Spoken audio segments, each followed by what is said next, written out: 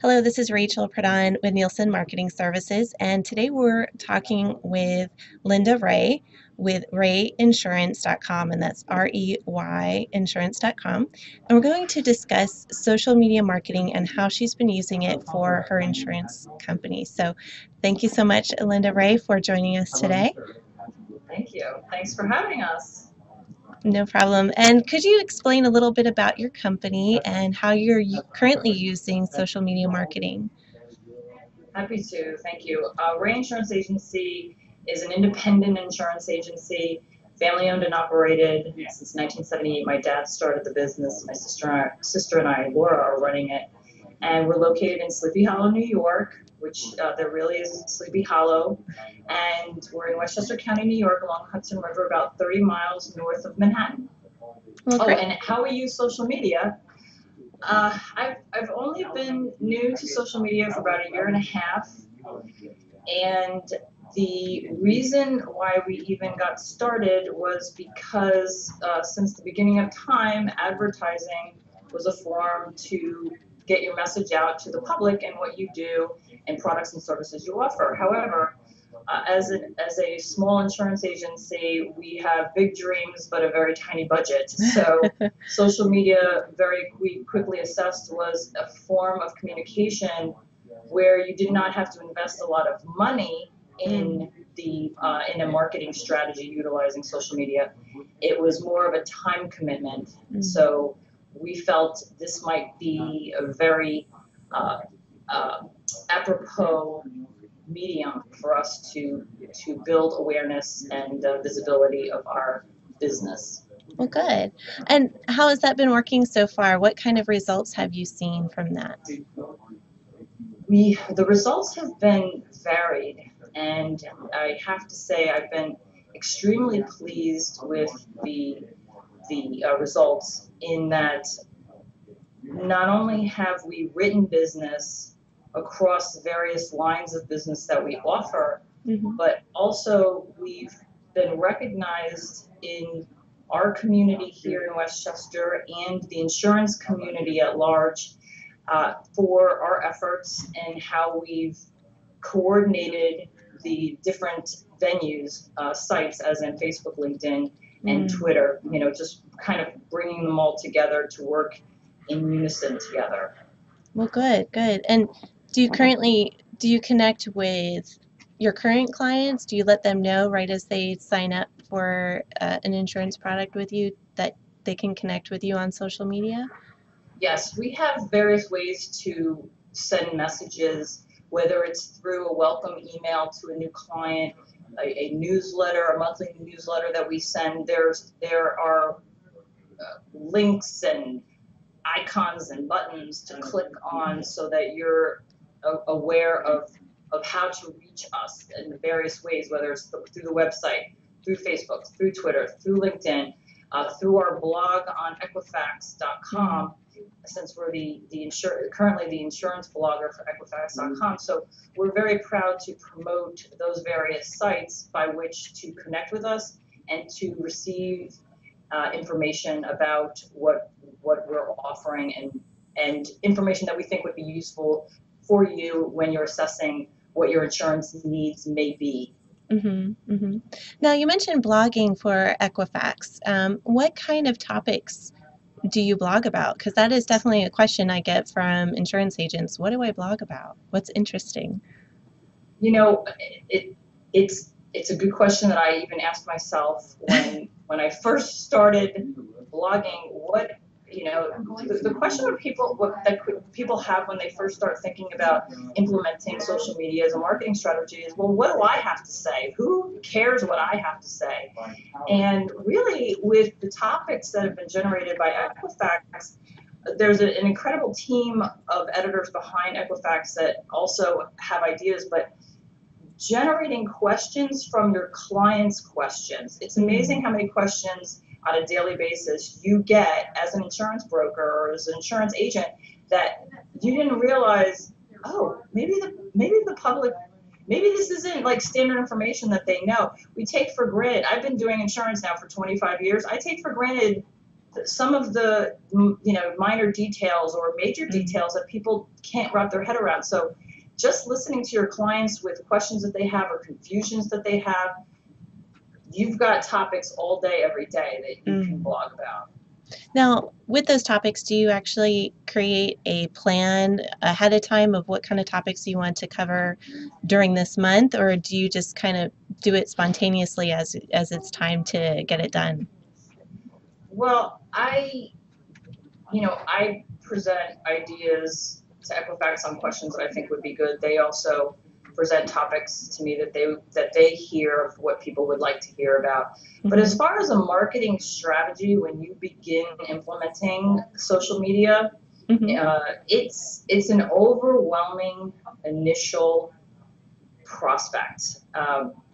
When I first got started, I could not believe how overwhelming, to the point of like, you may even just put that project on the back burner because there's so much to do. But I have a couple of friends who developed a program called the e-marketing boot camp, and it was a webinar. It was a webinar for 4 weeks, and they covered soup to nuts as best as they could with different ways to reach out through social media to reach the public. So in the beginning, it was extremely overwhelming, and the only thing I can say is I had a really great summer intern, and she helped to kind of get me set up to build content for the various sites of Facebook, LinkedIn, and Twitter. Helped to build content and to step by step take on a different avenue by which to then implement in a coordinated way all 3 sites. If that makes any sense. No, that makes perfect sense. I understand. So on average, I understand you probably took more time in the beginning to get started, but on average, how much time do you currently spend on social media marketing? On average, it's about 6 to 10 hours a week. I'm going to go with probably closer to the 10 hours a week. And that, I think, is, while it sounds like a big number, when you break down, if you think of just like a 40-hour week, which as a business owner, who really has a 40-hour week anymore? But when you break down, how often, if you were going to networking events, how often were you spending, packing up your office, leaving your office, driving to the event, spending time at the event, and then leaving to drive home to the event? This way, you get within a controlled environment to decide where you're going to connect with people, where you're going to network with people online, which venue, which sites, and you can do that at your leisure and at whatever time you decide is good. If it's at 11 o'clock at night, if it's 7 o'clock in the morning, if it's your lunch hour while you're eating a sandwich, so you get to decide and have control over that. Good.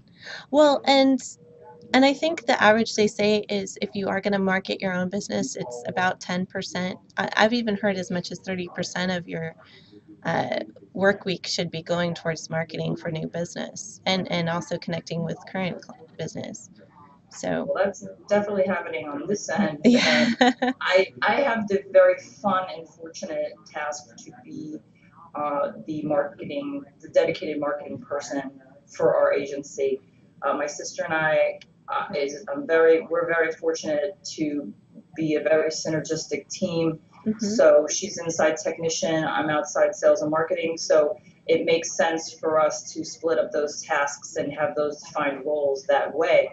So, and then we also, when you have good staff who can handle some of the customer service, then as long as you put that together as a plan and who's doing what and when, then it can all really come together very nicely, especially in the beginning when you're trying to stumble around the setting up the settings and the admin behind establishing your presence. There's a little initial work that goes into it, like you said, so that's in the beginning. And then once you get the rhythm and you listen to what other people are saying, or in this case, you're reading what other people are writing, you can kind of get a flavor of what information people are looking for, or what do you find to be relevant in what you've noticed and witnessed what people want want to see and what to hear from you. Okay. Well, and we're getting closer to our 15 minutes, and I want to give you time to give us some tips that you've learned. You've mentioned planning and um, learning from others that have been doing this for a while. What other tips can you give to those that are looking to start with social media? Sure. For me, what I decided was that I was gonna I was going to post, whether it's tweets or comments or whatever, between LinkedIn, Facebook, and Twitter. 20% is business or insurance related. 80% is everything and anything other than insurance. I think it's important, with social media, it's about content, content, content. And it's also about building relationships. So if you're looking to build relationships, people want to know the people behind the business. People want to know, the odds behind the curtain. They want to know who they're dealing with. And I think to have fun with it and show your personality. And it doesn't always have to be dry and about, a product or a service. It could be, anything and everything that you find to be whatever noise is in your head that you think is funny or that you think is important. So have fun with it.